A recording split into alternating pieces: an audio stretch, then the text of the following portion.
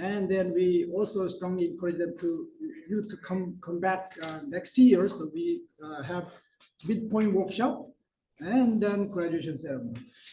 Yeah, so surprisingly, then especially the orientation this year is a little bit different, but the orientation in general. Okay, so we have decent show up, but then the graduation ceremony, then we usually have a lot of I think most of the MSE usually come to graduation ceremony on campus. Okay, so okay, so so this cohort basically 22nd cohort. 22nd cohort. It means we started this program 22 years ago. I think it was 2001. Then that actually indicates that we are able to maintain this program for 22 years. And that is only possible if the program quality is still maintained and because of this the effort put by the faculty and the staff.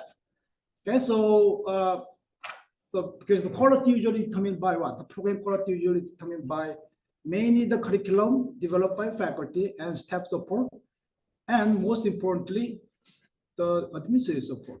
So basically, without administrative support, it is very difficult to actually to maintain the program, basically, because it requires the resource, right? So we have a dean, Sujan Barwa, has been very supportive for entire program, basically, and for many years in the past. And then whenever I ask her, then usually regarding the program, she never, I don't remember any case, she never said no. Sometimes she said, oh, it's difficult, but actually, she actually never, I don't remember any case that she would say no. So I'd like to introduce Dr. Sujan Balwa, our dean, and give you the congratulatory remark.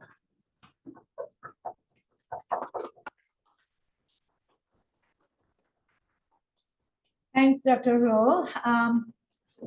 It's always a pleasure to come to events where I have to welcome students, and also when it is time for us to congratulate the students when they're about to graduate. Those are the two most memorable times that I spent with a student, the start and the end date.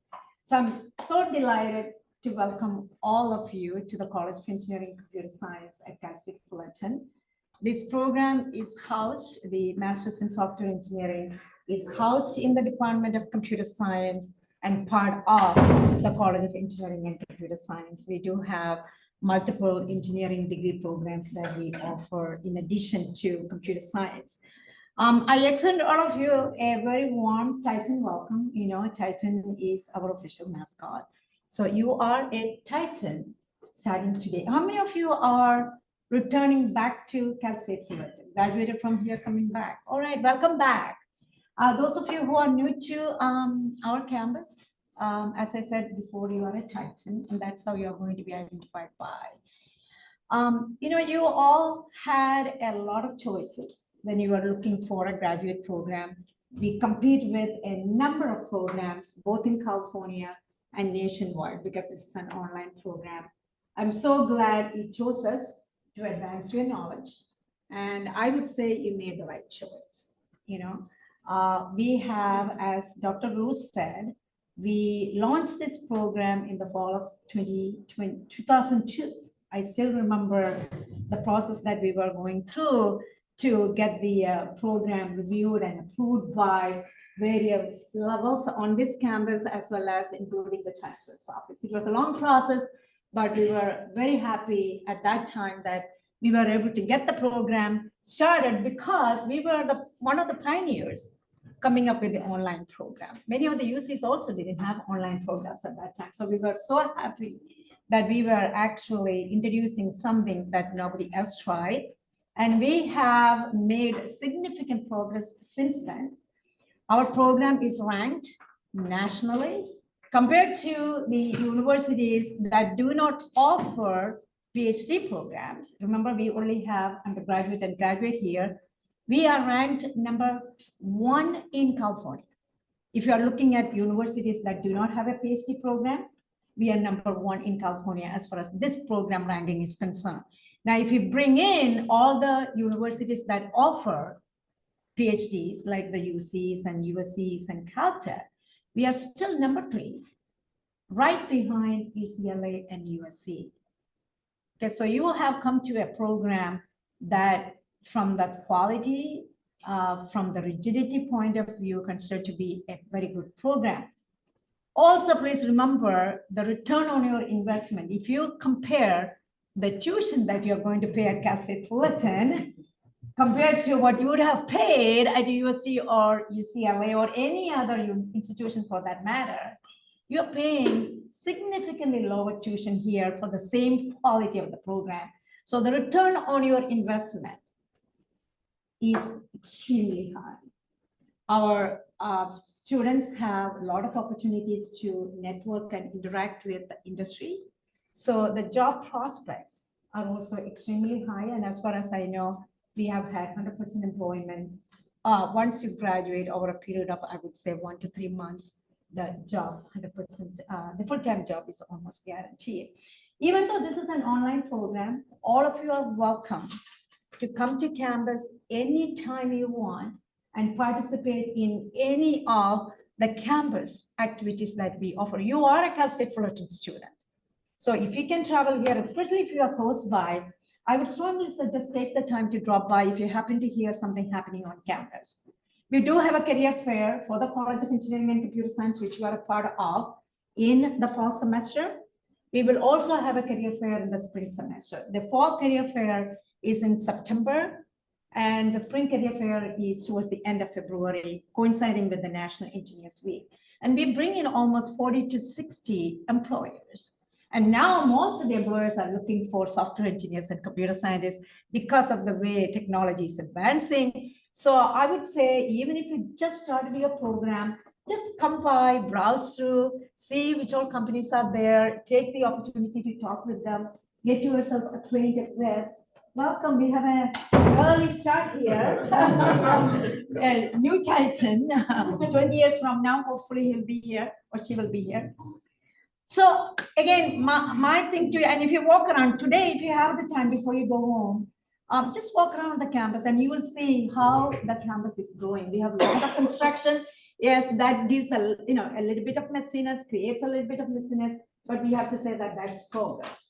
We are adding a lot of new buildings, including a new building for our college, which hopefully we are going through the design and build phase. We are working with the architects right now. And hopefully towards the end of next year, we will start the construction. So we will also have a new building, our third building, and hopefully it will be completed within another 2 years or time. So, Dr. Rowe talked about the quality of the program. Remember, the faculty members who are teaching in the program have been teaching in this program since its inception. So they are very experienced, not only in instruction pedagogy-wise, every one of them have been leaders in some capacity within the university at different points in time. Like, for example, Dr. Rowe was one of our previous computer science chair. James Choi, Dr. Choi was one of our previous department chair. So all of them, in addition to the teaching experience, they also have a lot of leadership experience under their belts. And what that brings to the program is looking at the program continuously to see what kind of changes it's needed, how the program needs to be revised so that the program is attractive and remains attractive to the employers who would like to hire students from this particular program.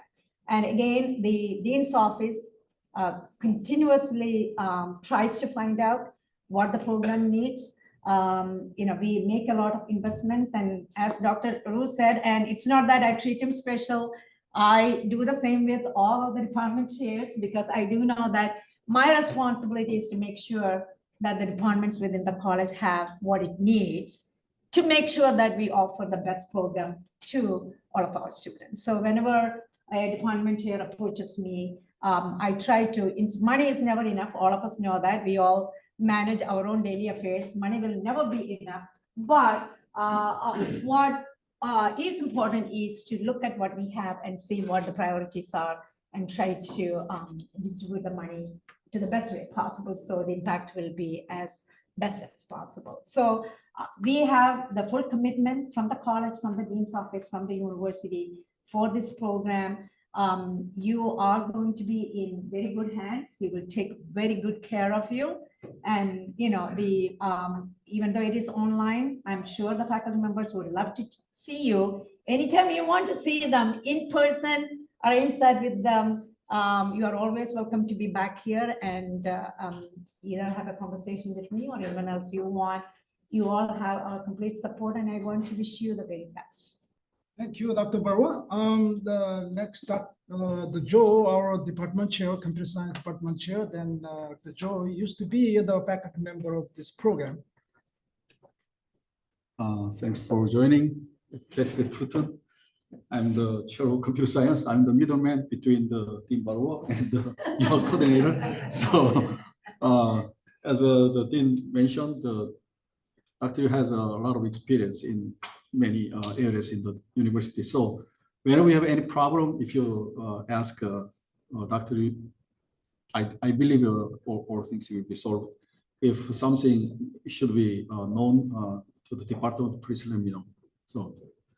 Okay, welcome. Thank you very much. I'd like to also introduce our faculty, and staff. Let's begin with Dr. Choi. Hello, teaching 541 MSE guys. John? I guess I'll teach next semester. See you next semester. We have one more faculty member supporting here, but he couldn't make it for personal reasons. So I think that two more. But the Amanda Flynn, our administrative staff, without her, actually, we couldn't even have this orientation. So I heavily rely on her for support. And we used to have a student assistant, but then is not here yet. So Yeah. This is the Amanda Flynn. And if you need anything, you can contact me, either me or Amanda Flynn, and we will work together very quickly to resolve any issue you may have. Okay, I think that is it. So my 9:35, I'm gonna introduce. I don't think I have to introduce the program really, but I will still try to do that and this briefly. So the way I think best way to introduce the program basically is through the program website.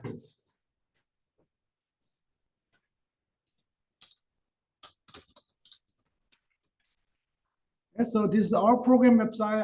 I'm pretty sure all of you have visited this website, program website, and we actually posted all the necessary information, useful information on this website, and including any news or anything basically change in this program.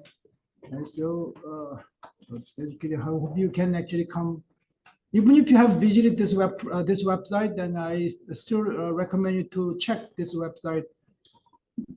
Not necessarily every day, but this once in a while, like once a month or something. Then because sometimes we post the information here, then also we send out email, making announcements like to everyone. So we usually post the information right here.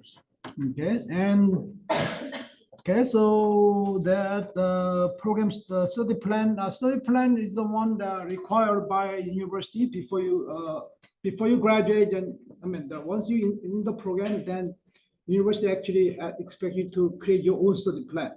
But then this program, you don't have to do much because the purpose of study plan basically to give the student the opportunity to select the list of course they're gonna want to take before they graduate. Okay, then graduate are usually evaluated, but then this program, the list of course are already set, it's already fixed. So unfortunately, there's fortunate side, unfortunate side. Unfortunately, you don't have much choice because you all have to take those 10 courses. Then that's basically region. Then you don't have to actually worry about study plan. then we will create a study plan for you. Then we'll submit the study plan to the university. Then actually, because of this recent change, you don't have to actually even create a study plan. Like we have TD8, Titan Degree Audit, and that software system, web-based systems already have a feature to actually to create the study plan. So you already have a list of courses, and you just need to basically pass all of those courses with GPA 3.0 higher. So, but GPA, I don't really worry because I don't remember anyone actually. Occasionally, sometime, but then really rare, basically, then a person who failed to maintain 3.0 GPA, but just try to make sure that you're not the one, that rare person. So make sure that you maintain your GPA 3.0 higher before you graduate, then you'll be fine, and you get a degree. So that GPA calculation include even graduate project too, 589, 597. You're gonna take the 589 you will take in the summer, then 597 usually you take in the last semester. So even though project courses, you have to make sure that you get at least C grade, not C minus. C minus is failing grade. C is still passing grade. So altogether, then overall GPA, as long as you maintain 3.0, then you will get the degree. Then finish the degree and get the degree. Okay, okay. Then the grad check, same thing. Grad check is is for the advisor in this program, because I'm the program advisor. So I'm supposed to check whether you can actually, you are ready to graduate or not. So I will do that myself. Then I will, actually university will send me the list, then ask me whether you can graduate or not. So typically I check the list of courses you finish, knows the GPA and so on. And mostly the issue usually I remember students usually have as the project class. So 597 project class. So occasionally some students don't finish 597. Then if you don't finish, then you can graduate. But then the 597 has some kind of flexibilities. So even if you don't finish it, then you can extend it, then you can finish it in the next semester, the following year, and so on. So in that case, then I don't want you to extend, if you have to extend too long, okay, because you have the time limit for your graduate study. So I don't, hopefully then none of you actually here, you are in this situation that you have to extend like more than 5 years or something. Then once you extend more than 5 years, then it's gonna be very difficult for you to get a degree. So then all the time you spend for 2 years can be just possibly wasted, and your effort and time and the money too. Okay, so the grad check, I will take care of it. And software and Canvas software, as Dr. Barua already mentioned, you are the cost efficient student. You are entitled to all the resources the university provided. You pay the tuition, so you basically will be treated as just regular cost efficient students. So you are actually, you can, if you want, you can come to campus and then use all the campus resources. That include the software too. So university provide many softwares, the Microsoft based software, and many other software. If you go to website, through your portal, then you can just type the keyword software, free software or software download, and you can find a bunch of software lists you can download and you can use it for free before you graduate. Okay, so that is, I think, sometimes very useful because you can use the softwares. Then Canvas is the one. Canvas is the basically one learning management system we Costa Floating use. So then I will show you. I hope you all have already probably already the access the Canvas class for the class you are taking right now or this semesters. So you will.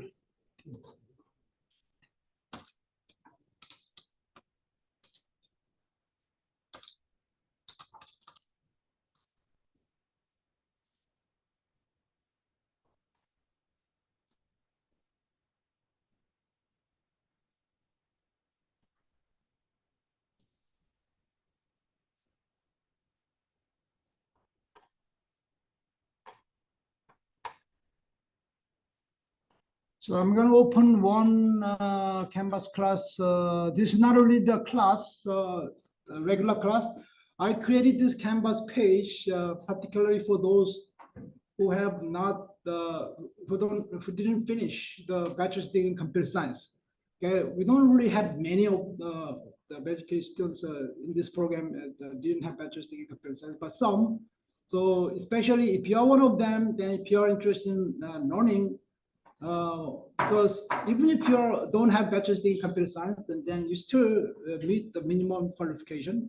So basically, you finish the basic computer science course, or you have industry equivalent industry experience. But still, since you probably didn't take many courses, so then I thought maybe good time to review some course material we expect. Okay, then especially when you take the graduate classes. So I actually posted all the material I use for undergrad software engineering class. Okay, so then maybe you can, when you have time, then you can just come to this website and you review the course material. Then basically you can, if you have that kind of situation, basically make up the gap and basically that you may have compared to other students who have bachelor's degree in computer science. Okay, so that will be very useful, especially when you take graduate classes, because all the course you got to take is graduate classes. Then each class basically expect you to have the basic, the foundational knowledge of the computer science, and more especially for the software engineering. Okay? So then the instructor will not be able to have all the time basically to cover all those material. So they usually expect you to figure out if you don't really remember or never learn on your own. So I thought that would be useful, okay, for those people, again, for those people who didn't have computer science degree, or even if you have computer science degree, you graduated like say 10, 20 years ago, that you forgot most of the stuff, for example. I think then it can be also good time to actually review those materials. So I posted right here the list of course material right here that I used for undergrad software engineering class. So if you are not, right now we have only few students I added. If you are interested in accessing this course material, just let me know, and I will then add you to this class. And also I posted for especially those some students really want to learn coding, okay, software application development, because we don't really teach in this program, teach any application development skill, like the coding skill, right, in this program. Okay, so because we expect there's also the undergrad level of knowledge and skills. So I also posted some material like for those people who are interested in learning application development, especially I use JavaScript and also Python too. Okay, so then I will add you to this class. Okay, so anyway, so the Canvas is very it's very easy to use. Basically, if you just go to the course page, then you'll probably understand which button or link you need to click and so on. So I don't have to. I think I don't have to explain really. Okay, so but also the instructors they're gonna introduce their classes, and they're also gonna probably introduce about the class and also then which button to click and so on. Okay, I think that is it. So yeah, the software, I'm gonna just, maybe I can just show you the softwares. You can see here. So card state looking software.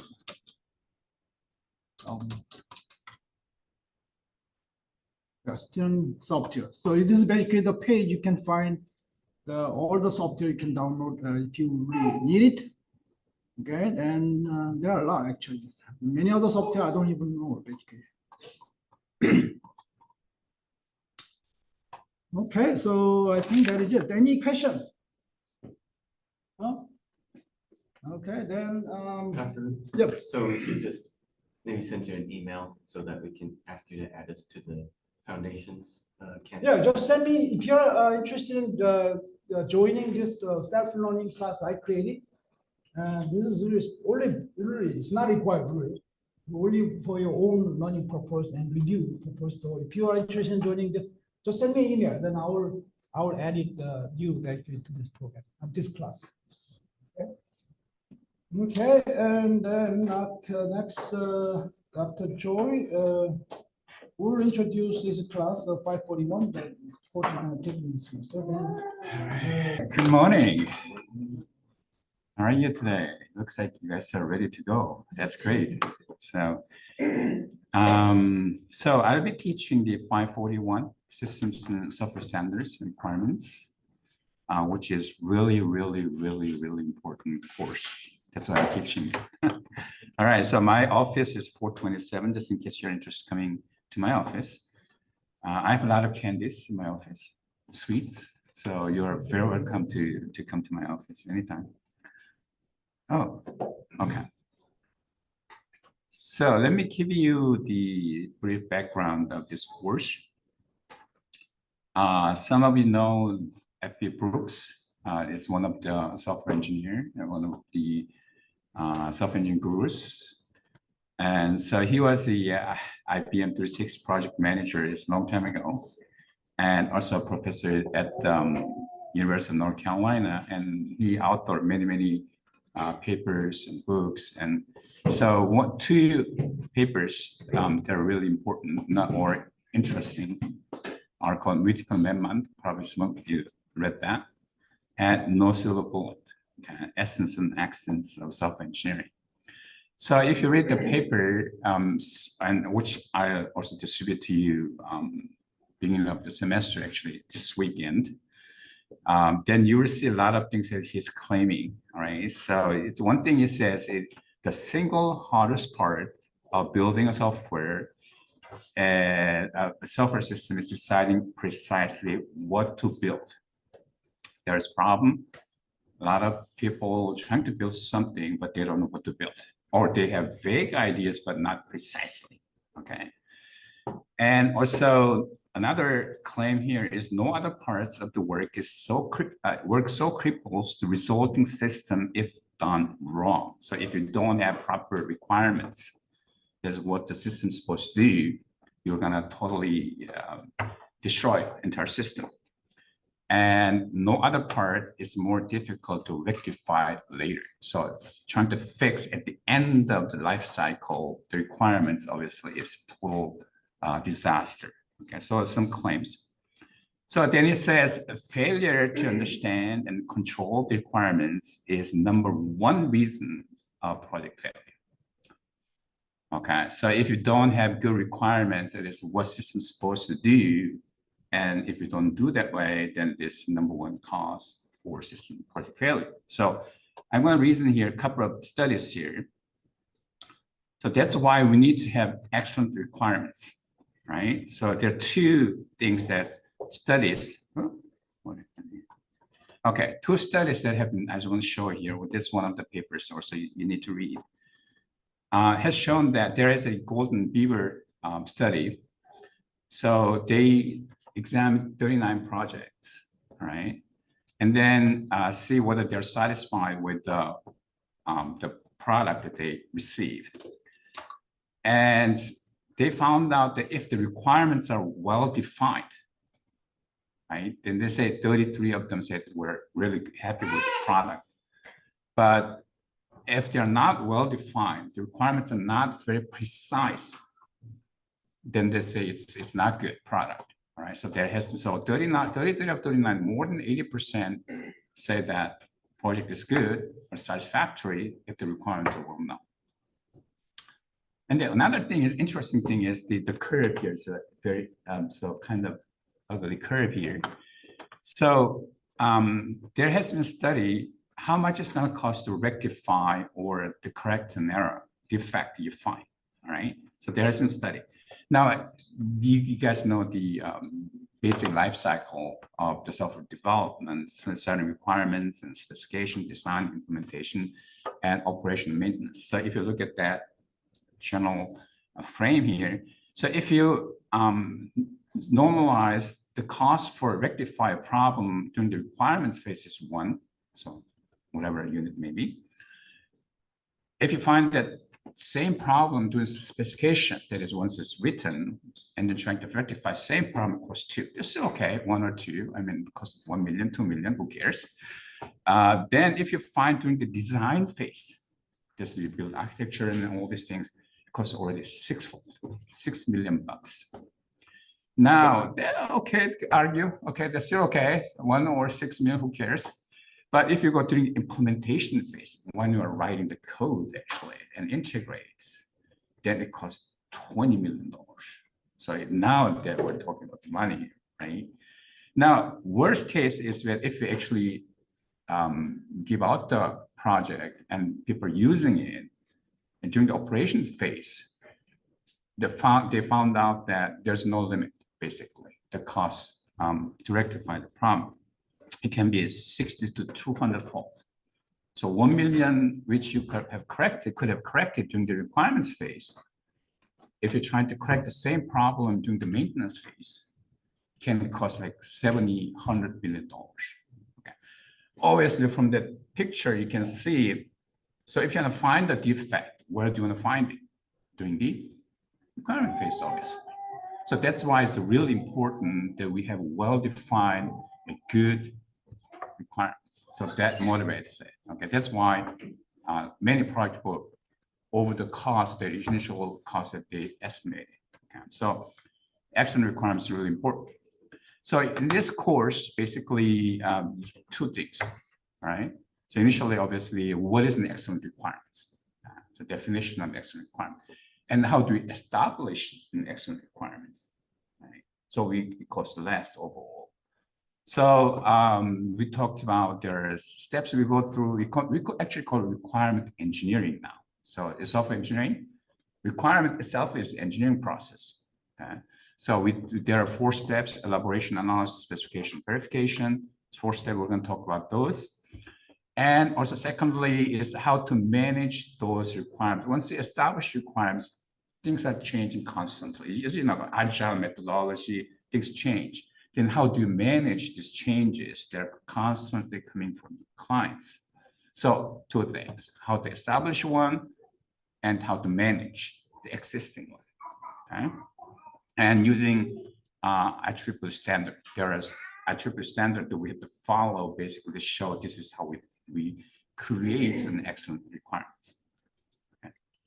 All right, so there are 1 required textbook, Uyghur's Software Requirements in 3rd edition, Microsoft Crest 2013, and the other one is actually IEEE Michael Smith, IEEE Software Engineering Standards. But that is, if I need something from that book, I'll just give it to you. Fair use, okay? And then the first one is really required. Yeah, it's a big book, it's like 600 pages, but I probably will not cover everything, but certain things that are really important. And also, I'll give you a lot of papers to read, so that make sure you read those papers too. You're grad students, you should be able to read papers and write things, right? So. All right, so the coursework itself, how do you get an A here? All right, so there are 3 things you have to do. First of all, exam. All right, midterm, there's midterm and final exam. So midterm is 20% and final 30%. So as we get on how to take all these exams and et cetera, you have a lot of questions, I'm sure. I'll let you know as we get close to the exam time. I'll make sure that you guys have understanding and it's not that difficult. So midterm exam, though, one thing you should remember is there's no makeup midterm exams. All right, so there are fixed dates that. So if you cannot make it for some reason during illness or whatever, that you let me know. Then if I accept your reasoning, then your final grade will be 50% rather than just 30%. Right. So final is 30% regularly, but if you miss midterm for valid reasons, I have fighting with my girlfriend is not a valid reason. Okay, so so anyway, if you're ill, you guys know what I'm talking about. It's like you're ill or you have car accident, or you're arrested. Okay, those are all valid. Okay, well, depending on why you are arrested is actually important. Okay, so make sure they communicate with me. Okay, I know there are a lot of problems going on in our lives. So let me know what happening. I try to be as helpless as much as I can, right? So final 30%. Okay, we're using our Canvas exam future. Again, I'll let you know like 1 week, 2 weeks before the midterm itself or exam. So you have, you feel more comfortable. Okay, I know some of you are coming back to school and you're a little bit anxious how it's going. So we understand that. All right. So second is term project. It's a group project. So typical size of 3 or 4. But if you think that you have 5, you cannot separate, there are 5 people who want to do together, let me know. I'll try to be flexible. But then other people say, okay, I just want to do 2. There's my best buddy. I don't want to be anyone else. Communicate with me. I try to also adjust that. So it's regular size 3 to 4.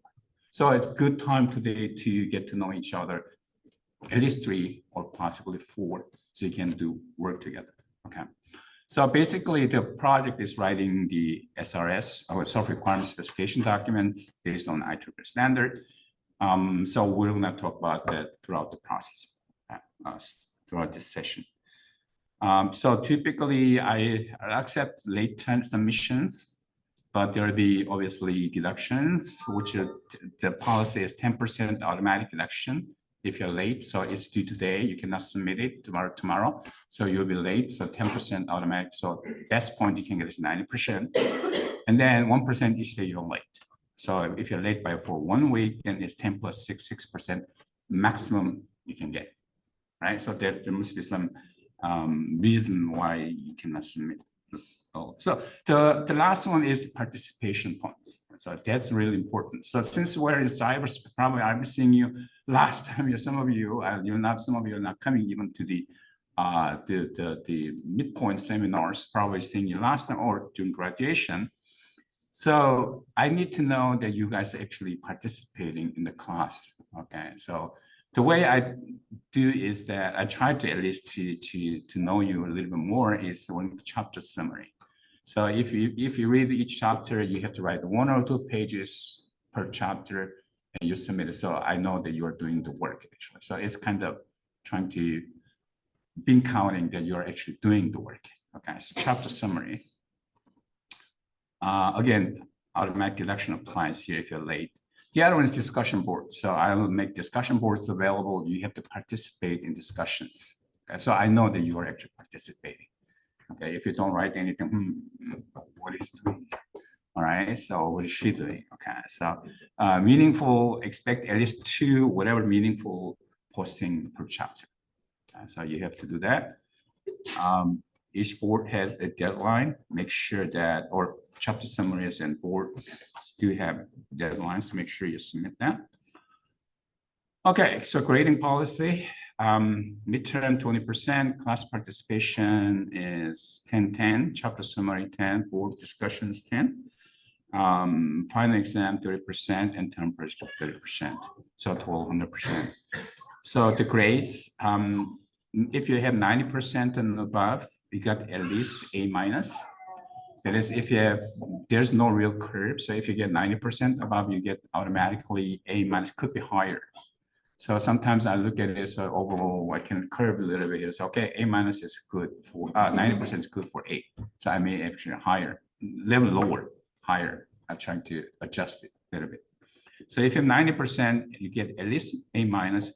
University-wise, it's actually 94, between 97 is A. So here 90% is again A minus, but could be higher. Actually, you could get an A. So same thing with 80% total score is B minus. So I don't try to give A actually below B for obvious reasons, right? But if you insist to getting one, but I have no problem to give you one. So some people don't turn in anything at all. I tell them, okay, you were chapter summary, no response. So what can I do there? I'm not sure. So I scratch my hair saying, okay, he wants C. So I try to give a C, but rarely happens that. All right. I know you guys are anxious to study hard, so I have no doubt you will do very well. I never give an F in my 20-some years here. So C rarely, very rarely. Okay. All right. So in order to succeed this course, you have to do the following from the course syllabus. So of course, everything will be posted tonight. send you email or tomorrow morning, whichever course syllabus, especially course calendar. So it tells you all the times that you have to turn in, what you have to do each week. So it tells course calendar, course syllabus, so everything will be available tonight or early tomorrow morning, okay? So make sure you print those, the special calendar, you need to print it out and leave it next to your work area and make sure that what's due this week, what to do this week, what to do this week, okay? So you have the midterm and you have the project and final exam, it should be good. So important thing is you need to plan. So now the reason is the final notes is that some of you have taken online classes, you're good, but some of you have not taken online courses and you might be wondering. So usually in classroom lectures. So one thing you should remember, there is the no formal lecture. We call it asynchronous, not asynchronous. So the lecture communication, there will be everything, will be some videos, some slides and voice, everything will be online. So there are no formal lecture, no face-to-face meetings. Again, you will be using Canvas and you'll see a lot of emails or announcements from me. Okay, make sure you read announcements, please. And the study method is more disciplined. Okay, so there will be reading material you need to read by so-and-so date. You have to read it, right? So you cannot just say, okay, say whatever you want. I go my way. Okay, that doesn't work. So please read. And it requires some patience. So since we're not seeing every week, it's something you have a lot of questions, but you may not get right away response. So you have to be a little more patient. But you are professionals and you know how to work with other people, right? So more discipline, more patience, but it has a lot of advantages. So again, check your emails at least 2 or 3 times a week. And if you have any questions, please send me an email or whatever. You can call me during office hours, Zoom during my office hours. Usually I respond within 24 hours. A few hours, okay. 24 is probably way too long. So I try to respond as soon as I can. All right, so good luck and we'll see you soon. Tomorrow. Okay. Any questions? Quick question. No? Okay, good. See you then. The computer science 544 will be taught by Jason Choi, but he couldn't make it because of his family emergency. But I believe what he's going to talk about actually probably pretty similar to what Dr. Choi's already mentioned. And so, and then also he can send me an email, basically he's gonna directly contact you, then send an email that you want we explain this course policies and also probably course syllabus too. So let's keep that. So getting to